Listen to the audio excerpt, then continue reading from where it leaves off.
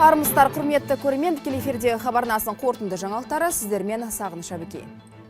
Қазақстандық студенттердің фундаменталды пәндер бойынша білімдері төмен, яғни жоғары математика, химия, биология пәндері бойынша біздің жастардың білетіні аз. Сондықтан қазақстандық жоғарғы оқу орындары алдында үлкен міндеттердің бірі сапалы, бәсекеге қабілетті білім беру. Бұл ретте елордадағы Сәкен Сейфуллин атындағы Қазақ агротехникалық университеті үлкен жұмыстарды қолға алды. Университет басшылары енді 5 жылдан соң білім мен білігі үйлескен мамандарды даярлап шығамыз деп отыр. Бүгін Қасым-Жомарт Тоқаев университетке арнайы барып, жұмыс барысымен танысты. Қазақстанның ауыл шаруашылығының әлеуеті алапат, бірақ соны дұрыс игере алмай отырмыз. Басты себеп ғылымға бетбұрыс жоқ, екіншіден кадр мәселесі. Сәкен Сейфуллин атындағы Қазақ агротехникалық университеті орталық және солтүстік Қазақстанның ең ірі аграрлық жоғары оқу орны. Университет тарихын 5-ке бөлуге болады. 2012 жылдан бастап білім ошағы ғылымға иек арта бастады. Бізде сол ғылыми зерттеу университеті боламыз. Арнайы бағдарлама дайындадық. Қазір сол бағдарламаны үкіметтің көмегі керек бізге. Үкімет соны бекітіп, бізге ғылыми зерттеу университет статусын беру керек. Ондай болатын болса, біздің мұғалімдеріміз тек қана сабақ бермей, олар ғылыммен айналысады. Жаңа өзінің жетістіктерін өндіріске енгізетін болады. Яғни біз заманауи әлемдік модельге ауысамыз. Біздің университет тек қана білім беру ордасы емес, ғылым ордасы, содан кейін білімді тарату ордасына ауысамыз. Осы жаңағы бізде мақсатымыз тұр. Яғни басқа сөзбен айтқанда, Назарбаев университетінің үлгісі бойынша, бірақ аграрлық салада осындай университет құрылатын болады. Сөйтіп 5 жылдан кейін біз әлемдегі терезесі тең, әлемдегі дамыған университеттермен бірдей болатын боламыз.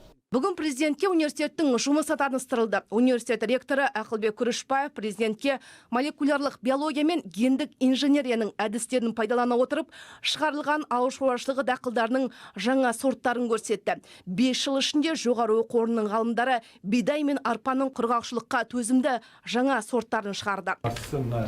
Нелерді оқыту керек. Механизаторлар бар, комбайнерлар бар. Кадр дайындау керек.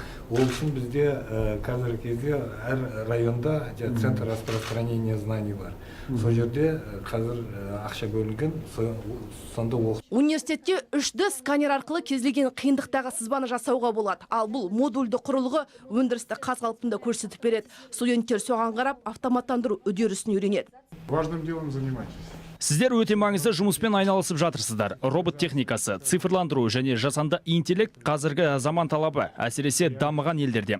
Сондықтан бізге артта қалып қоюға мүлдем болмайды. Жақсы оқысаңыздар, сіздерде міндетті түрде келешекте өз орындарыңызды табасыздар. Өйткені бізге жеке секторда да, мемлекеттік секторда да білікті мамандар қажет. Мемлекет басшысы жерді пайдалану процесін бақылауға мүмкіндік беретін ғарыштан мониторинг жасаудың және жерді қашықтықтан зондтаудың әдістерімен де танысты. Аталған әдістер Ақтөбе мен Ақмола облыстарында қолданылып жатыр. Президент мұндай тәжірибені өзге өңірлерде де пайдалану қажет деп санайды. Себебі игерілмей жатқан жер жетеді, ғарыштан мониторинг жасау фермерлерге үлкен көмек болып отыр. Бұл деректердің негізінде біз жергілікті жерге бармай-ақ үлкен аумақтағы жерлерде не болып не қойып жатқан туралы ақпаратты жинақтай аламыз. Ол бірінші мәселе. Екінші мәселе, сол ақпаратты жинақтай отырып, біз қазір фермерлерге нұсқаулар беріп отырмыз. Нұсқаулар беру мүмкіндігі бар алдымызда. Қай жерде ауру сырқаттар пайда болып жатыр, қай жерде арам шөп пайда болып жатыр. Сонымен қатар Қасым-Жомарт Тоқаевқа университеттің әлемдегі жетекші ғылым және білім беру орталықтарымен байланыстары туралы баяндалды. Ақылбек Күрішбаевтың айтуынша Францияның Агро-Париж-Тех университетімен бірлесе әзірленген қос дипломдық білім беру жүйесіне көшуге мүмкіндік беретін жол картасы әзірленіп жатыр. Бұйырса, енді 5 жылдан соң қос дипломы бар қазақтың студенттері отандық агрокешені дамытуға үлес қосатын болады.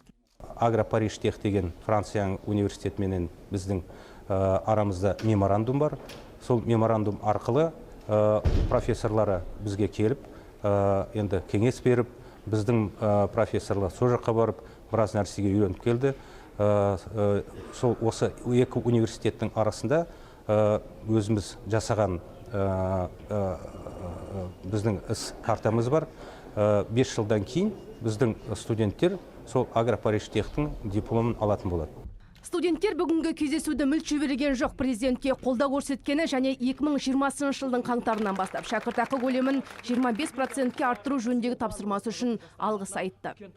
Жақын өткен форумда осы студент жастардың қазақстандықтардың докторанттардың стипендиясын 25%-ға көтерді деген тапсырма берген болатынсыз. Біз соған өте қатты қуандық, сізге үлкен рахметімізді айтамыз. Қазіргі таңда біздің стипендиямыз бар, жатақханамыз бар, студент жастарға жақсы жағдай жасалған. Сол үшін сізге барлық осы Қазату жастарының атынан үлкен тағы да алғыс айтамыз. Ғылым мен білім осы екеуі қосарлана жүргенде ғана жетістік болады. Бүгін мемлекет басшысы студенттерге сенім артатынын жеткізді, себебі Қазақстанның әсіресе осы ауыл шаруашылығы нарығы білікті мамандарға аса зәру. Гүлжан Марқабаева, президент телерадио кешені көмегімен қорытынды жаңалықтар.